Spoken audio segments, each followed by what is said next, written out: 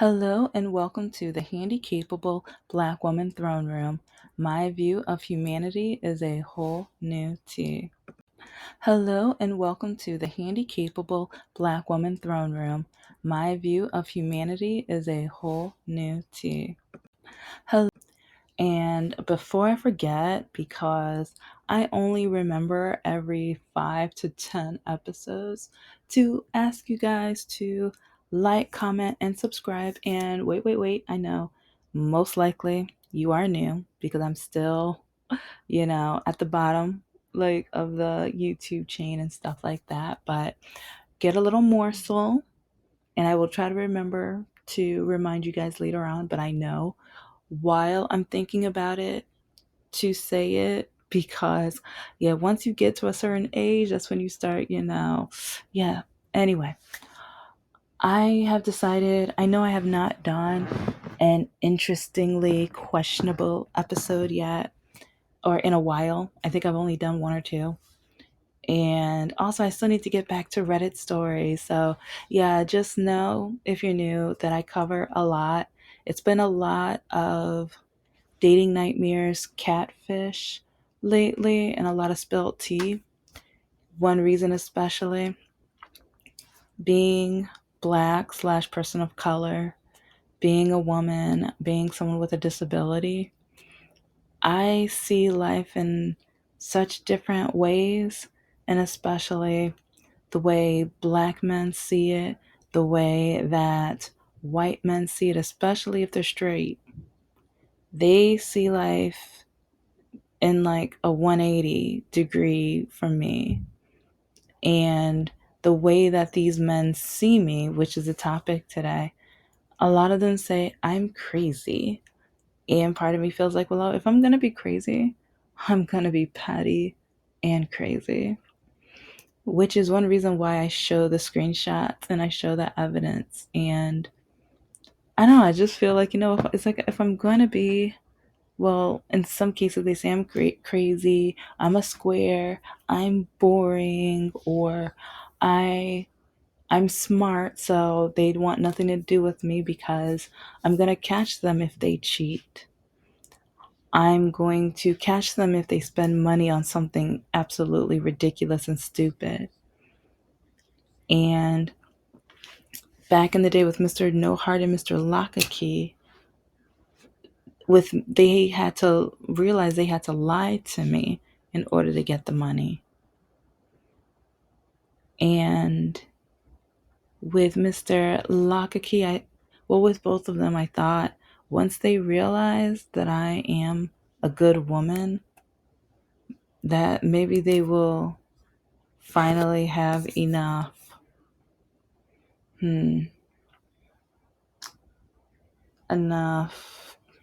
just personality, just like craving for life other than taking from everybody, especially from women. Because Mr. Lockakey, as I told you a few episodes ago, I don't remember majority of my titles. I just try to make sure I include key things that I talk about within them so that when I look at the title, I'm like, oh, okay, yeah. But I know that I kind of started skimming the topic of how Mr. Lockakey cheated on me all the time. And he would get mad when I wouldn't be intimate with him. And he would yell at me, blame me, tell me that I'm not doing what a woman's supposed to do. And the thing is,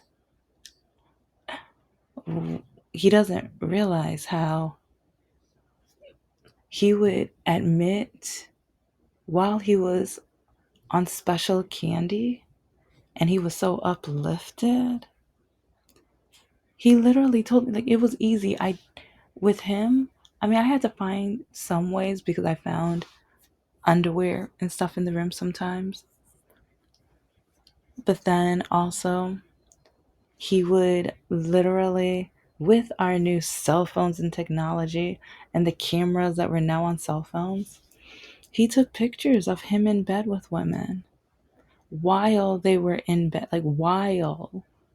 Like he would take selfies of them in the action. And then he would, while like he would come to the house while I'm working on grad school homework and show me these pictures. And then after he's like, "Oh, I'm tired, I'm going to sleep." Like it was no big thing. And I know one of the times his grandfather was like, "What is he showing you?" Because he saw my face. And after a while, he knew what he was going to show me. And one time, he actually started going up to his grandfather to show him. And his grandfather, like, he was like, "No, he's not gonna be dumb enough. He's not gonna be dumb enough." But when he saw one of the pictures, and he told him to get out the house. And he apologized to his grandfather, not Lakaki. His grandfather apologized to me. And he says, "I don't know why you tolerate him." And he didn't realize, like, at first he blackmailed me to date him. But then after a while, I realized I have somewhere safe to do my grad school homework. I mean, mentally, it wasn't safe. So, I mean, yeah, technically in both spaces, it was not safe, but at least it was a new unsafe. Yes, he threatened to punch holes in the wall if I didn't do as he said, but at least he wasn't telling me that I was a waste of time. He should have never had me, and that I was too stupid to go to grad school and I would never finish and accomplish anything. And then, as long as I walk like that, I was never going to find a job. I was never going to get married. No one was ever going to love me. Yeah, when you grow up with stuff like that's the toxicity I grew up in and I faced every single day. And every time I thought I found a passion or I knew what I wanted to do in life, I was threatened that I was going to get kicked out of the house. So I found another toxic house, but at least I didn't have to hear that type of negativity on a regular basis. And yes, he was upset with me. Like he was irritated with me once I was at the halfway mark, because I think he thought it was cute at first that I was working on my second master's. But then once he saw that I was getting closer and closer to finishing, oh, that's when he really started cheating on me. And he would brag to me that he was going to try to find his middle school sweetheart so he could leave me for her. And you know what? He did it. And he didn't realize that I broke up with him. I was happy to have broken up with him. And he had the nerve, like, while hunting me down, because I had to block him on 3 or 4 different websites. And because he found it, he made another Plenty of Fish profile. I blocked him on there because I had to block him once or twice. But then another social media, I think it was Facebook. And then there was, I believe it was a third or and fourth one, but it's like the websites have been changing a lot over time. So there was no TikTok or anything like that. So I forgot which ones, but I knew I kept having to block him. But I wanted my money that he owed me because, like, a lot of men are mad about the patriarchy falling apart, partially falling apart, because now that we have 45 back into the office, I feel like he's going to take some control to force women to, like, crawl back into the cages that they once had us in. But it's crazy because Mr. Lakaki, he was always broke, he was always stealing. But then he always tried to brag about having me. It's like always tried to brag about having a woman. Kept saying he was going to marry me. And I don't know if he knows how many times, because he was so stuck on that special candy, that he would run up and get a fresh envelope and start putting money in it to start saving for a wedding. But then within a week or two, when he was craving, he would go to that envelope and take every single penny out and go buy special candy. And I think I already told you guys about, well, now I forgot. Like sometimes I know I tell partials of the story, but I remember the Valentine's Day. It's like he was at work and I wasn't working that day. I planned a whole picnic for him. And yeah, because I know I told an extended version, but I remember he was supposed to get off work. It was snowing, and like, well, I think it calmed down by the time he got off work, but like 5 o'clock came, and normally he calls me like right when he gets off work. Didn't call me. 6 o'clock, 7 o'clock. It's like I made a indoor picnic. I had everything laid out. I found some movies on the TV that I saved and stuff, and I wrote notes of what time they came on. And then his brother and sister, or his brother and his brother's girlfriend, they saw what I was doing and they're like, "This is so cute! Oh my gosh!" And but they were going out for it Valentine's Day. They were doing their thing, whatever. But they were like, "I don't know why he's not home yet." And they were like, "Did he call you? Did he like?" Because they see that I put a lot of work into it. And so 8 o'clock, 9 o'clock,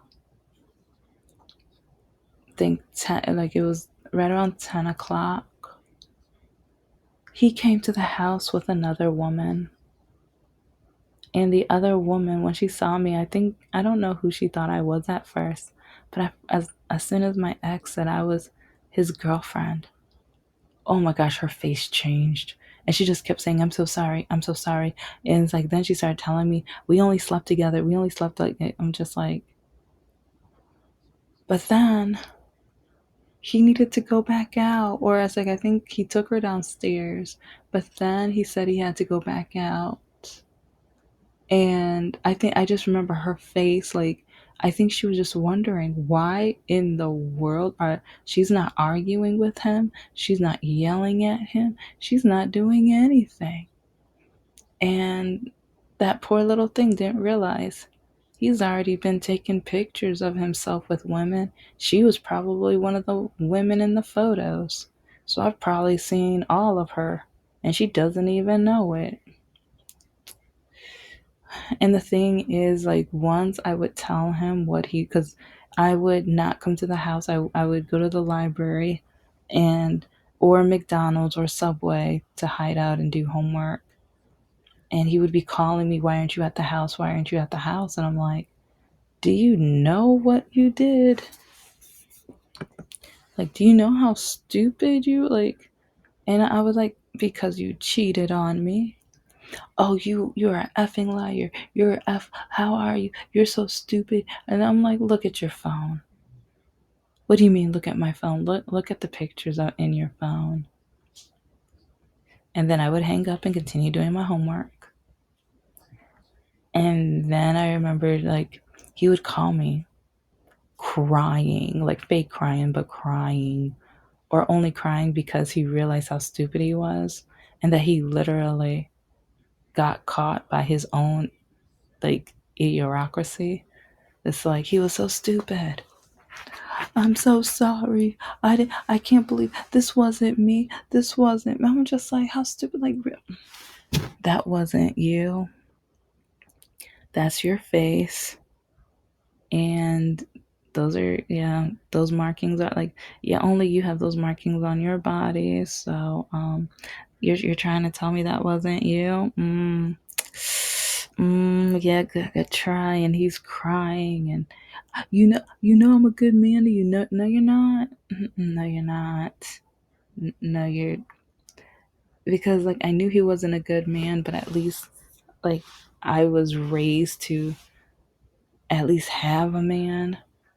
Especially sometimes I just wondered why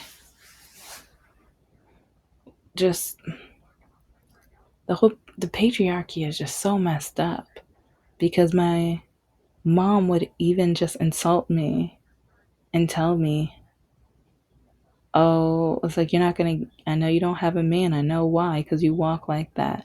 Oh, you're not gonna get a man because you're just trying to be like." I remember the time where my own mother tried to tell me, "Oh, you just want to date a white man. You're just trying to be white." And I remember I told her no, and she threatened to hit me. And I'm like, so you get to tell me something that's not true. I do date outside my race, but that's because a lot of black men tell me I act too white. I'm not trying to be white. And part of the reason I act this way because you raised me to be like, and that's the frustrating part when my own mother has the nerve to say what she says, but then the way that she raised me.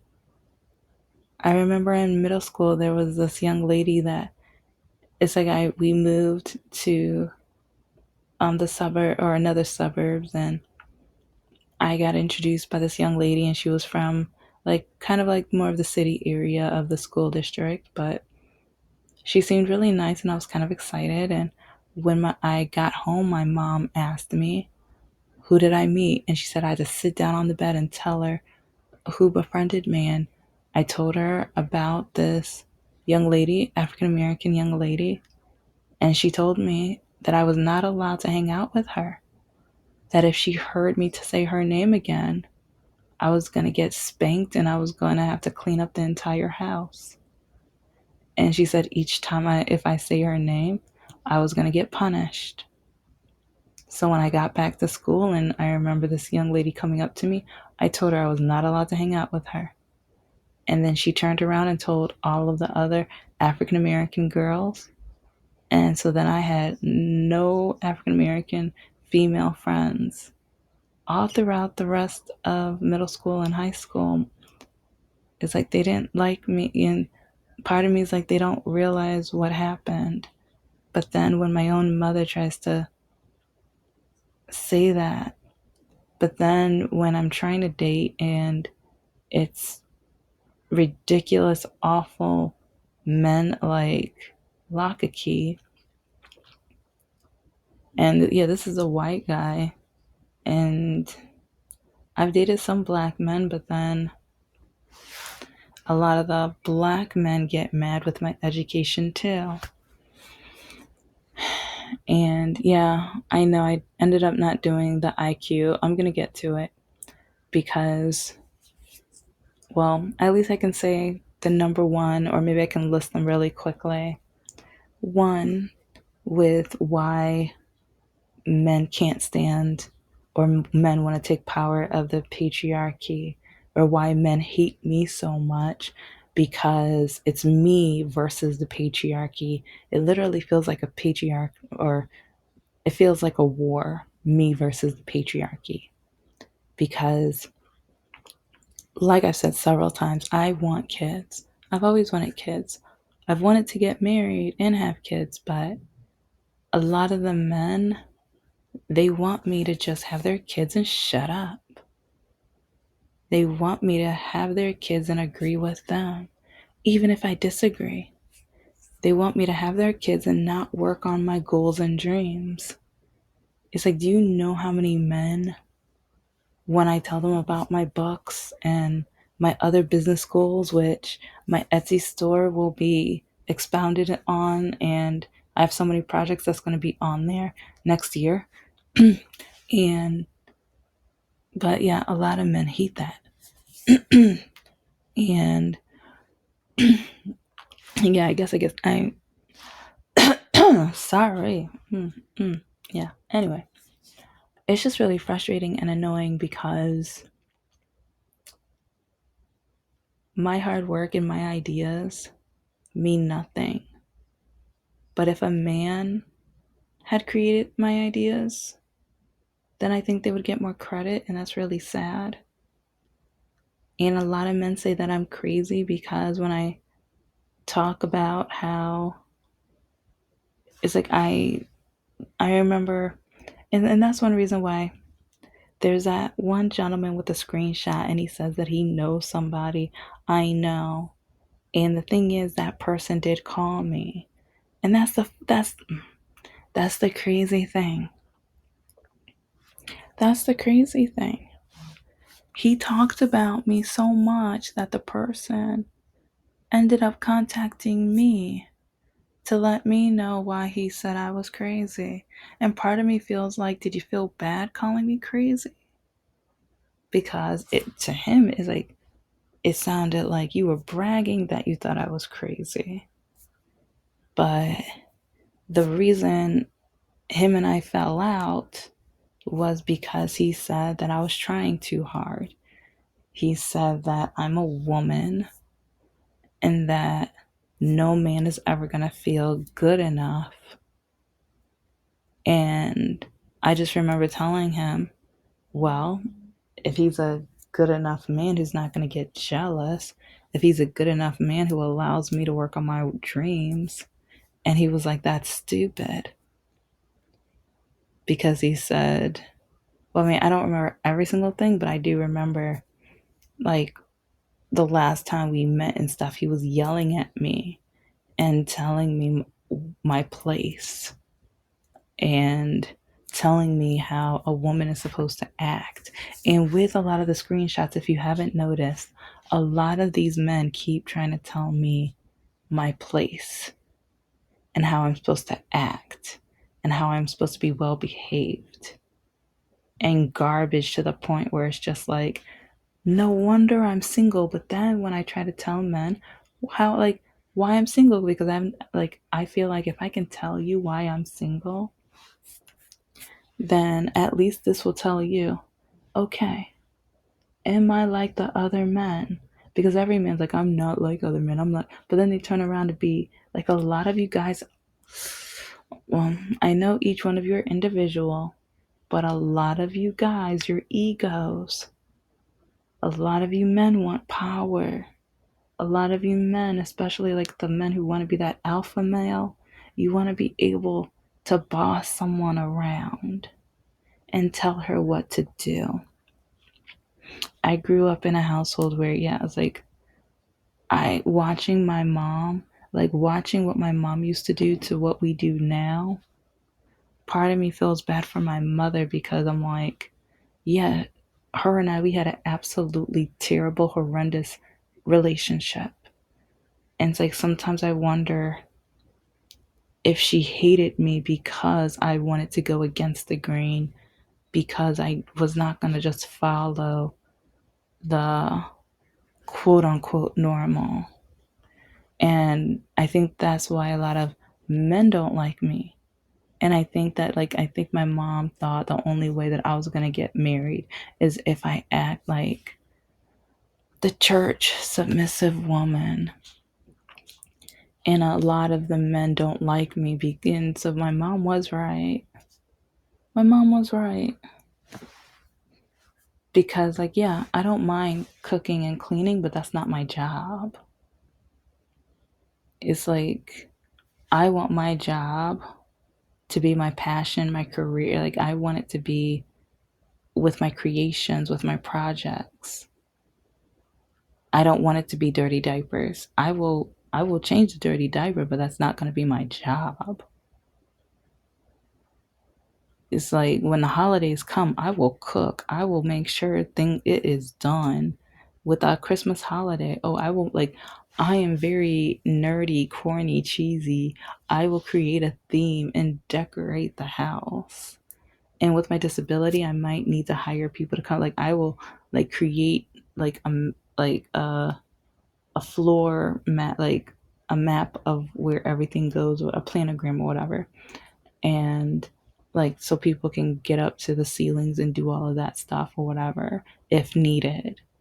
But it's like, so yeah, I have no problem being that wife, but at the same time, I have my own goals, my own passions, and a lot of men hate that I am very towards being independent.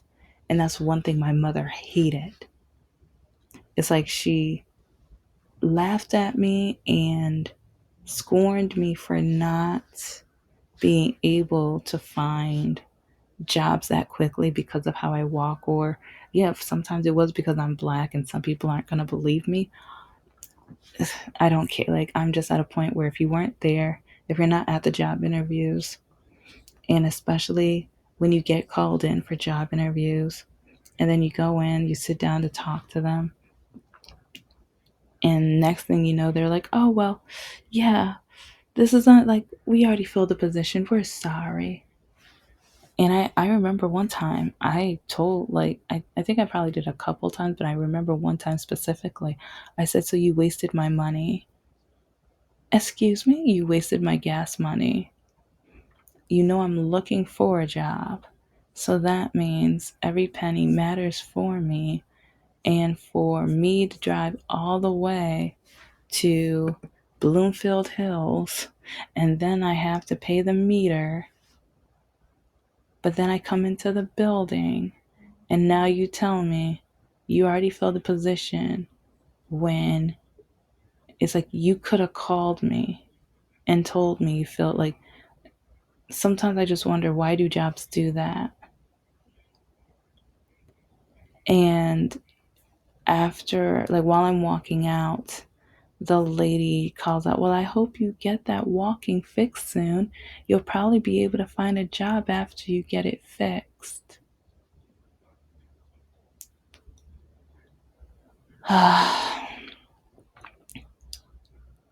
But it's just, and so that's one reason why MAGA right now is celebrating DEI leaving businesses. And they keep saying, oh, now there's not going to be any racism. Racism against who? And do you know how hard it is for some people with visible disabilities to find jobs? How much we're judged and looked at and monitored? Because actually, I'm glad, like, yeah, this was not an IQ episode. Oops, sorry. Usually I haven't, like, yeah, that's why I need to map each one out. But there was another one. I'm going to say the whole story one, like, soon. But I just remember the job person or the interviewer, the HR person, telling me that my walking would be too much of a distraction at their location. And another one where the guy told me there is no elevator in the building, so he doesn't know how I would be able to get up there each day. But then people keep telling me DEI hurts America. DEI is racist. DEI isn't going to help anybody but, and then when I say but who? And they're just like people who don't deserve the jobs. Oh, who doesn't deserve the jobs? And then people who try to claim that I'm DEI. You know what? Technically, I'm probably, yeah. Because if it wasn't for DEI, people have the right to ignore me. They have the right to not hire me based off of my disability and my color of my skin and my gender, things that I cannot control. And it's just crazy how people are celebrating it, but not realizing that people who, on a regular basis, we're applying for, then they say we're lazy and we don't want to work. But they don't understand when we go into the interview, we get looked at and judged very differently. We have to be 2, 3, 10 times as good to get considered for the jobs. But this is the Handicapable Black Woman Throne Room. I am a woman, I am of color, and I am handicapable. But most importantly, I am human and you're human too. And I will have an IQ episode coming up soon. Sorry. Oh, and like, comment, and subscribe. Yay, I remembered.